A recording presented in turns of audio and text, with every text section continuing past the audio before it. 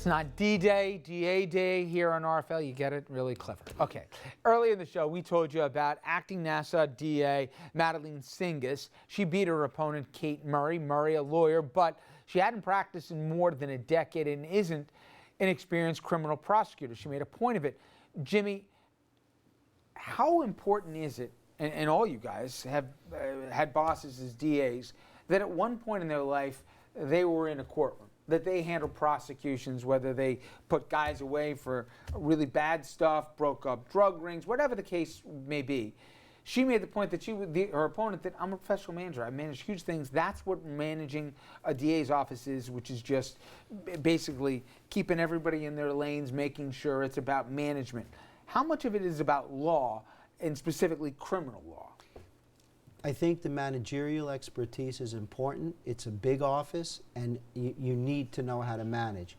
I think having been in a courtroom, especially within a criminal context, is absolutely indispensable to the job. Knowing how the system works, knowing, how are you going to be able to manage people as to how they should exercise discretion and put into place the policies that you're going to develop unless you were there and understand why your policies make sense and don't make sense. As an ADA, guys, and you served under different ones, Dan, were the best ones the ones that cleared away a lot of the BS that would pollute the time that you'd want to focus on the case, or was it the ones to say, no, you'll never get that charge here. This is where we need to go. And would you listen, frankly, to somebody who never practiced a criminal case? I think you have to have criminal experience being a prosecutor to be a DA. I actually worked with Madeleine Singas in the Queen's DA's office in the Domestic Violence Bureau, so I'm thrilled to see that she's now going to keep being and the she's got DA. 20 years of experience. Yeah, I worked with her back in the late 90s, early 2000s in the Queen's DA's office, so she has a long track record. I think it's essential because if you're going to manage an office of prosecutors, you need to, I think, have been a prosecutor, because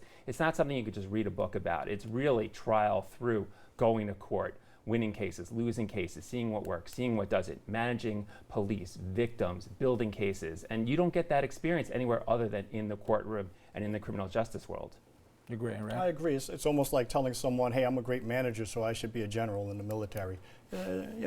Probably not. And so if you are not in court, you don't really know what your assistant district attorneys are confronted with. You don't know why it's important that they comport themselves a particular way. Even things as simple as what time you get in the courtroom, what you say, how you treat people. All of that stuff's important. It comes from the top, and your experience will help you to be more effective as a leader. Well, let me stay with on this, because we lost a DA on TV, if you will. Fred Thompson passed away this week. The former senator of Tennessee was also known for numerous roles, but probably most famously playing New York District Attorney Arthur Branch on Law & Order. Here's a quick clip. What's this? My letter of resignation. You took me off the case. You don't have confidence in my judgment. This is not mathematics, Jack. If every one of these cases could be prosecuted by applying some equation in a book, then you couldn't get me out of bed in the morning. And I know you feel the same way. Now, the show featured a lot of scenes between DAs and their assistants, including this one. Started with a killing, ending with an execution. You got what you wanted. Take the rest of the week off. It's Friday, Adam. So it is. See you Monday. I don't remember. No. Art imitating life. I know it's TV, believe me, I do. But you've seen clips, the fighting and the back and forth. An ADA wants to go for a certain charge. The DA's like, you'll never get it, no chance, no how, make a deal. Plea, you don't want to plea. How much of that is real? How much of it's really politics, frankly, versus law? Pull the curtain back a little bit for us. Only in the very big cases, only in the very high-profile cases is there that type of interaction, at the highest level. Oh, you fly solo for most of this stuff? Are you kidding me? You get some training in the beginning, but the vast majority of cases. So you didn't have big philosophical discussions in the Bronx? I don't know. I don't remember going into Mario Marola's office and saying, misdemeanor or felony.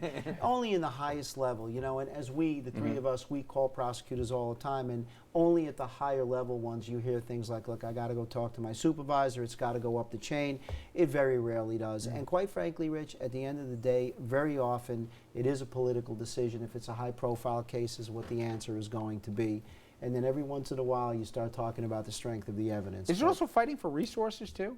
Absolutely. And the show that dealt with that a lot was The Wire, where Yeah. they dealt with resources for overtime to build a case. And Law and Order also deals with some of the realistic issues. Of course, it's a TV show, so it's not going to be 100%. But I think more than any other show, those two shows really showed a realistic aspect of the criminal justice system that most people don't know about.